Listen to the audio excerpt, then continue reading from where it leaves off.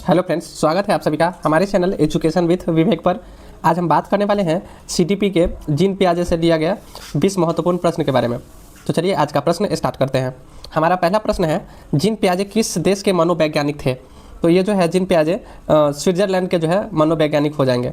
कहाँ के हैं? तो ये जो है स्विट्जरलैंड के मनोवैज्ञानिक है। ऑप्शन नंबर सी इसका राइट आंसर है। चलिए अगला प्रश्न की ओर चलते हैं। हमारा अगला प्रश्न है, जीन पियाजे का सिद्धांत किससे संबंधित है? तो जीन पियाजे जो है कौन सा सिद्धांत दिया था? तो इसने जो है संज्ञानात्मक विकास का जो सिद्धांत दिया था। तो चलिए अगला प्रश्न की ओर चलते हैं। पियाजे के अनुसार संज्ञानात्मक विकास की कितनी अवस्थाएं हैं? तो पियाजे के अनुसार जो है 4 अवस्थाएं हैं। कौन कौन हो जाएगा आपको? एक हो जाएगा संवेदी कामक अवस्था जो 0 से 2 वर्ष तक, दूसरा हो जाएगा आपको पूर्व संक्रियात्मक 2 से 7 वर्ष, और तीसरा हो जाएगा संक्रियात्मक या मूर्त संक्रियात्मक अवस्था जो 7 से 12 वर्ष होता है। चौथा हो जाएगा अमूर्त संक्रियात्मक जो 12 वर्ष से ऊपर होता है। तो पहला हो जाएगा आपको जिसमें हो जाएगा कितना वर्ष? 0 से 2। दूसरा हो जाएगा कितना? 2 से 7। कौन सा? पूर्व संक्रियात्मक। तीसरा हो जाएगा आपको मूर्त संक्रियात्मक में कितना? 7 से 12। और अमूर्त संक्रियात्मक चौथा हो जाएगा आपको अमूर्त संक्रियात्मक में कितना? 12 वर्ष से ऊपर। चलिए अगला प्रश्न की ओर चलते हैं। हमारा अगला प्रश्न है, संवेदी ज्ञात्मक अवस्था की आयु क्या है? तो हम लोग पढ़ चुके हैं कि संवेदी कामक अवस्था की जो उम्र सीमा होती है कितनी है? तो ये जो हो जाएगा आपको ऑप्शन नंबर ए 0 से 2 वर्ष। चलिए अगला प्रश्न की ओर चलते हैं। हमारा अगला प्रश्न है, पूर्व संक्रियात्मक अवस्था की आयु क्या है? पूर्व संक्रियात्मक हम लोग अभी ही पढ़े हैं, क्या है? तो ये जो हो जाएगा आपको 2 से 7 वर्ष। पूर्व संक्रियात्मक 2 से 7 वर्ष। चलिए अगला प्रश्न की ओर चलते हैं। हमारा अगला प्रश्न है, मूर्त संक्रियात्मक अवस्था की आयु क्या होती है? मूर्त संक्रियात्मक की अवस्था की आयु जो होती है 7 से 11 वर्ष या 7 से 12 वर्ष भी इसको बोल सकते हैं। अगला प्रश्न है हमारा, औपचारिक संक्रियात्मक अवस्था कब शुरू होती है? औपचारिक कहिए या इसको अमूर्त संक्रियात्मक अवस्था कहिए, वही होता है। तो ये जो है 11 वर्ष से ऊपर की अवस्था है, जो ऑप्शन नंबर सी में दिया गया है। चलिए अगला प्रश्न है हमारा, वस्तु अस्थायित्व का विकास किस अवस्था में होता है? वस्तु अस्थायित्व का जो है विकास जो है कौन अवस्था में होता है? तो सेंसरी मोटर स्टेज में होता है। कौन स्टेज में होता है? सेंसरी मोटर स्टेज, जो आपको ऑप्शन नंबर ए में दिया गया। चलिए अगला प्रश्न की ओर चलते हैं।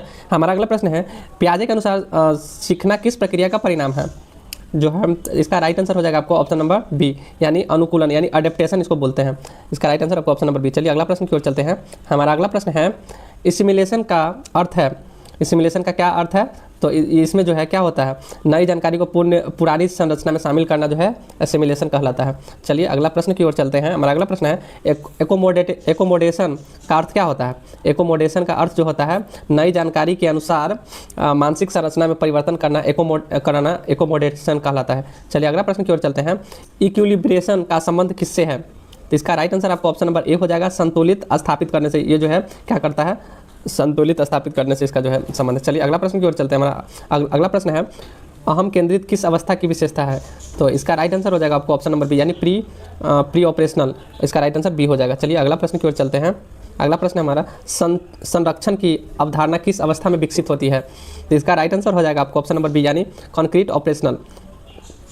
चलिए अगला प्रश्न की ओर चलते हैं। हमारा अगला प्रश्न है, पियाजे के अनुसार बच्चा ज्ञान का निर्माण कैसे करता है?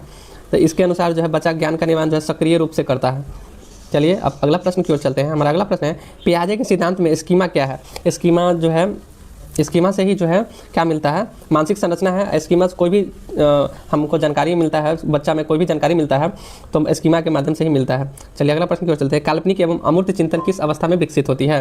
काल्पनिक एवं अमूर्त चिंतन जो है किस अवस्था में मिलती है? तो फॉर्मल ऑपरेशन मोड, यानी इसको क्या बोल सकते हैं? अमूर्त संक्रियात्मक अवस्था भी बोल सकते हैं। इसका राइट आंसर आपको ऑप्शन नंबर डी हो जाएगा। चलिए अगला प्रश्न की ओर चलते हैं। हमारा अगला प्रश्न है, पियाजे के अनुसार विकास और अधिगम में कौन पहले आता है? तो इसमें जो है विकास पहले आता है। पियाजे के अनुसार जो है क्या कौन आता है पहले? तो विकास आता है। चलिए अगला प्रश्न की ओर चलते हैं। हमारा अगला प्रश्न है, पियाजे के सिद्धांत को क्या कहा जाता है? पियाजे के सिद्धांत को हम क्या बोलते हैं? रचनावाद या कंस्ट्रक्टिविज्म बोलते हैं। इसका राइट आंसर को बी हो जाएगा। चलिए अगला प्रश्न की ओर चलते हैं। सीटेट में पियाजे से सबसे अधिक पूछा जाने वाला विषय कौन सा है?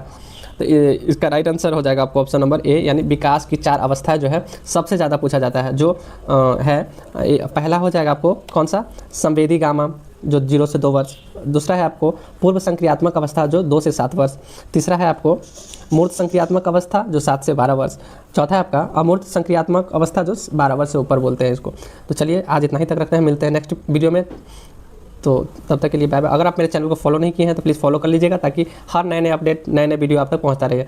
तो मिलते अगला टॉपिक